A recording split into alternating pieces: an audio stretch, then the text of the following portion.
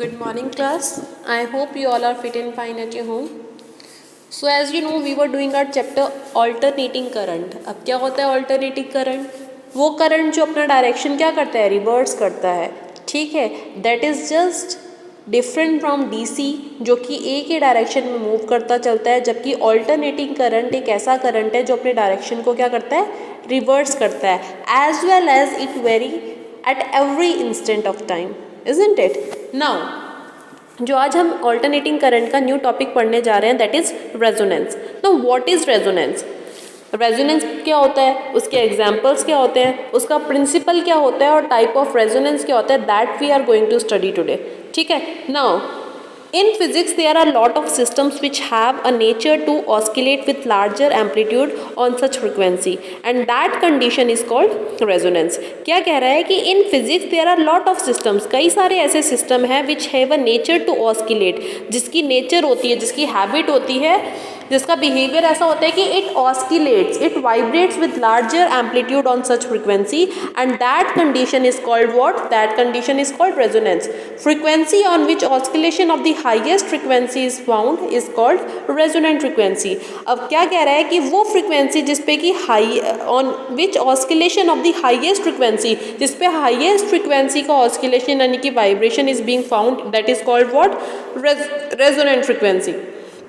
The incident of resonance is associated with all the kinds of vibration or waves. जो incident है resonance का वो किससे associated है, with all the kinds of vibration और waves. Resonance can happen with mechanical, sound, electromagnetic wave function. I hope you all know what is the meaning of electromagnetic waves. हम पूरा chapter complete कर चुके हैं. Electromagnetic waves के types क्या होते हैं, ठीक है, उनकी वेवलेंथ क्या होती है, उनके यूजेस क्या होते हैं. Electromagnetic spectrum, that is very very important. Now next is important things for the resonance. There are three things needed for the incident of resonance and they are an object or a system which has a natural frequency. एक object या फिर ऐसा system जिसकी क्या हो, natural frequency हो. Driving force whose frequency is same as natural frequency of a system, या फिर ऐसा फोर्स जिसकी फ्रिक्वेंसी किसके इक्वल हो, नेचुरल फ्रिक्वेंसी ऑफ सिस्टम के इक्वल हो. Next is the elements whose can destroy energy of the system must be least. Note, in a system friction, viscosity and resistance are some elements which are responsible for the energy loss. ठीक है, आपका ये question ऐसे MCQ में भी आ सकता है कि what are the elements that are responsible or that are effective in the case of energy loss. Then you have to write friction, viscosity and resistance are some of the factors that are responsible. ठीक है, ये कुछ ऐसे तत्व हैं जो जिम्मेदार होते हैं किसके लिए, एनर्जी लॉस के लिए. जो ऊर्जा का लॉस होता है उसमें ये जिम्मेदार होते हैं. Now some implications for resonance. ठीक है, इम्प्लीकेशंस मतलब क्या होता है, अब हमने पढ़ तो लिया कि रेजोनेंस क्या होता है, अब वो अप्लाई कहाँ होता है, उसके यूजेस क्या हैं, उसके एप्लीकेशंस क्या है. It is easy to vibrate an object at its natural frequency but it is very hard to vibrate an object at the other frequency. वो क्या कह रहा है कि कोई भी ऑब्जेक्ट अपनी नेचुरल फ्रिक्वेंसी पे तो ईजिली क्या कर सकता है, वाइब्रेट कर सकता है, but it is very hard to vibrate an object at the other frequency. Fine. Now second is a vibrating object chooses only that frequency from complex excitations which is equal to its frequency.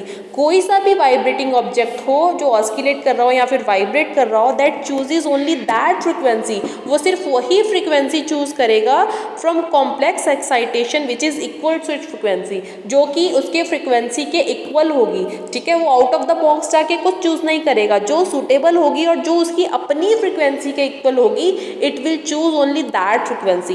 Thus it works like a filter. और यही कारण है कि वो किसकी तरह काम करता है, it works like a filter.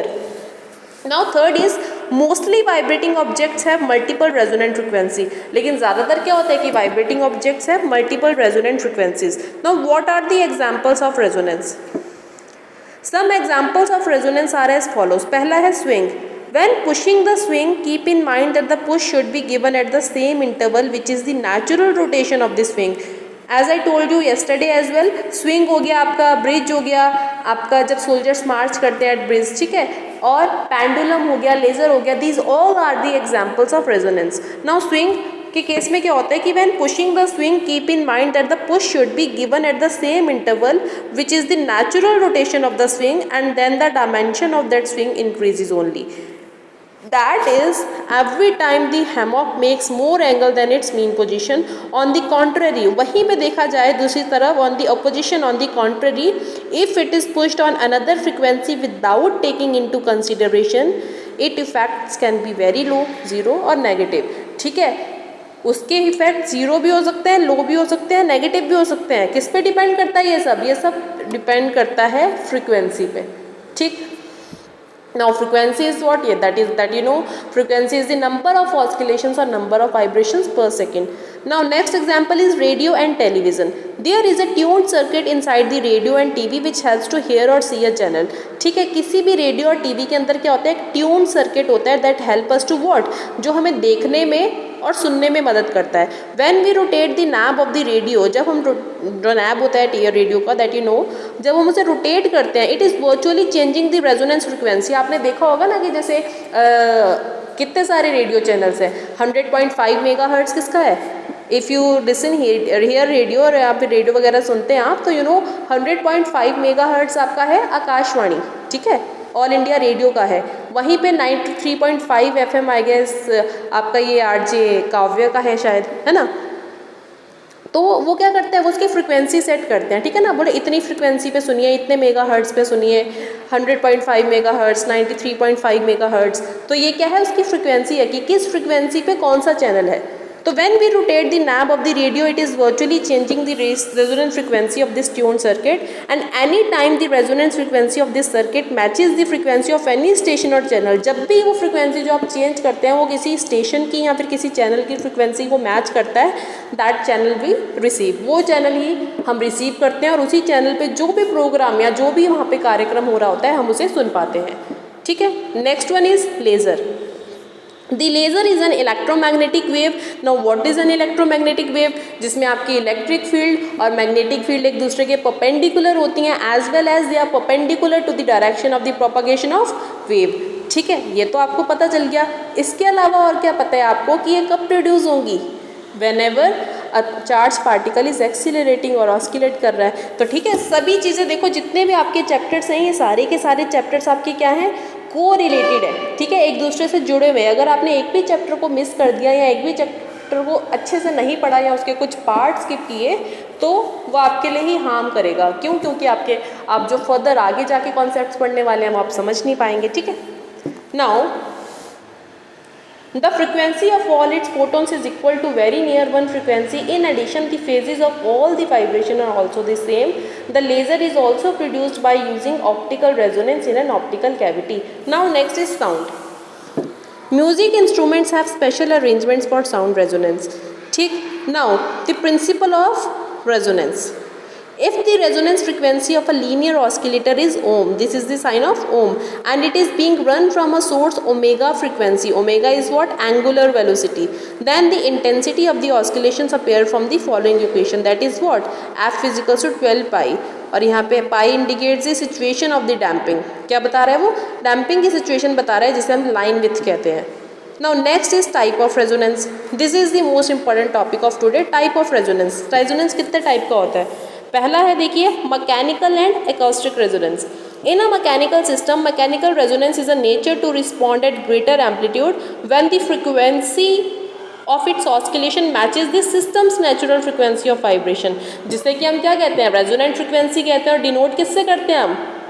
Denote हम उसे करते हैं F से. अभी लास्ट टाइम हमने एक इक्वेशन पढ़ा था ना कि V is equals to lambda F, where lambda was the distance of wavelength and F was the resonant frequency. यहाँ पे भी M क्या डोनेट कर रहा है? मास डिनोट कर रहा है. And K is doing what? K is the spring constant.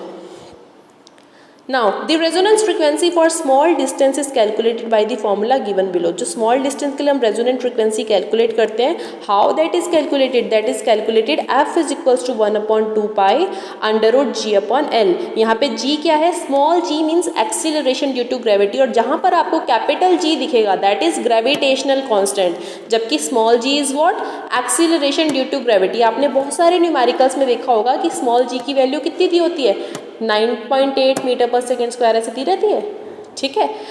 लेकिन कहीं कहीं क्वेश्चन में वो हम 10 भी लेट करते हैं, 9.8 हम 10 लेट कर लेते हैं, लेकिन वो क्वेश्चन में मेंशन होगा। कभी कभी आपको एक्सीलरेशन ड्यू टू ग्रेविटी यानी कि स्मॉल जी की वैल्यू 10 भी दे सकते हैं और कभी कभी 9.8 भी दे सकते हैं। अगर आपको कुछ नहीं दिया है तो क्वेश्चन में मेंशन नहीं है, you can let accordingly, fine. Here G denotes the acceleration due to gravity and L denotes the length. Now, acoustic resonance is an important thing for musical instrument because resonators are used in mostly acoustic. आपने guitars देखे होंगे, if you have played guitar anytime तो आपको देखा है guitar acoustic guitars होते हैं, ठीक है। ये बेसिकली म्यूजिकल इंस्ट्रूमेंट्स में होता है, just at the strings and the body of the violin and the length of a tube in a flute. Apart from acoustic musical instrument, electrical resonance is there. In an electrical circuit, electrical resonance occurs when the inductive reactance and the capacitive reactance are equal in magnitude. ये कब अगर होता है?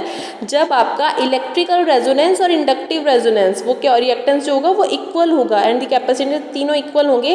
इन sum electrical circuit electrical resonance occurs when the impedance, now what is impedance? impedance हम पढ़ चुके हैं, what is that? that is the net resistance offered by the LCR circuit. L क्या है? L आपका इंडक्टर हो गया, C आपका कैपेसिटर हो गया and R is your resistor. Now and the transfer function of the circuit is near to 1. In an electrical circuit, series impedance of the two element is at the minimum and the parallel impedance is at the maximum. क्या कह रहा है? Series impedance होता है दो elements का, at the minimum होता है, जबकि पैरेलल में क्या होता है? that is the maximum when electrical resonance occurs. Now the inductive reactance and the capacitive reactance are equal in magnitude, that is omega L is equals to 1 upon omega C. So omega is what over here? Omega is 1 upon under root LC, जहाँ पे omega को हम किससे denote करते हैं? मैंने पहले भी आपको फॉर्मूले में कराया था, that is 2 pi F. F यहाँ पे क्या हो गई? फ्रिक्वेंसी ऑफ रेजोनेंस, जिसे कि हम क्या कहते हैं?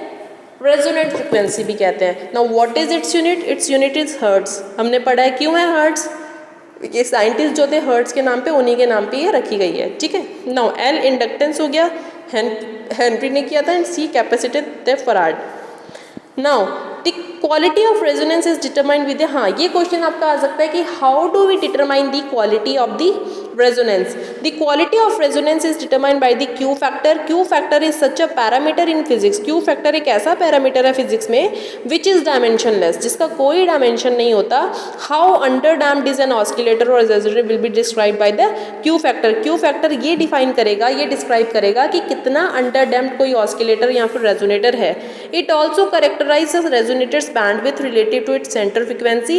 If the Q factor goes higher, अगर Q factor higher होता जाता है तो एनर्जी लॉस गोज लोअर, ठीक है। तो जितना हाइयर आपका क्यू फैक्टर होगा उतना ही एनर्जी लॉस आपका कम होगा। If the Q factor goes lower the energy loss goes higher. And LCR circuit consist of what? Resistance, inductance and capacitance. वो मैंने आपको बताया था, इंपीडेंस में हम यही पढ़ते हैं, which is connected in a series और in parallel in electrical resonance. RLC circuit is the almost same as LC circuit, but there is only one difference. In the RLC circuit, a resistor presents which reduce the energy losses in the circuit. This effect of resistor is called damping. Apart from this, a resistor reduces the peak resonant frequency of damped oscillation. Now, your last resonance is optical resonance. Optical resonator is a part of laser which consist of two mirrors. किसका बना होता है? ये to mirrors का बना होता है। One highly reflective, एक होता है highly reflective and one is partially, जो कि सारा रिफ्लेक्टिव नहीं होता, पार्शियली रिफ्लेक्टिव होता है। Optical resonator is the main component of lasers which surrounds with the gain medium and the provides feedback for the laser light. Optical resonator also used in optical parametric oscillators and some interferometers. Optical resonator has a large Q factor, which means there is very less amount of energy loss. तो हम यहाँ के क्या समझ पा रहे हैं हम कि जितना ज़्यादा आपका Q factor होगा उतना ही कम आपका क्या होगा? एनर्जी लॉस होगा, यानी कि it is inversely proportional to each other. Got it? So that's all for today. आपका ये ऑल्टरनेटिंग करंट चैप्टर भी खत्म हो चुका है। Now we will start our last chapter, that is electromagnetic induction. Fine, I hope you all understood. Thank you so much.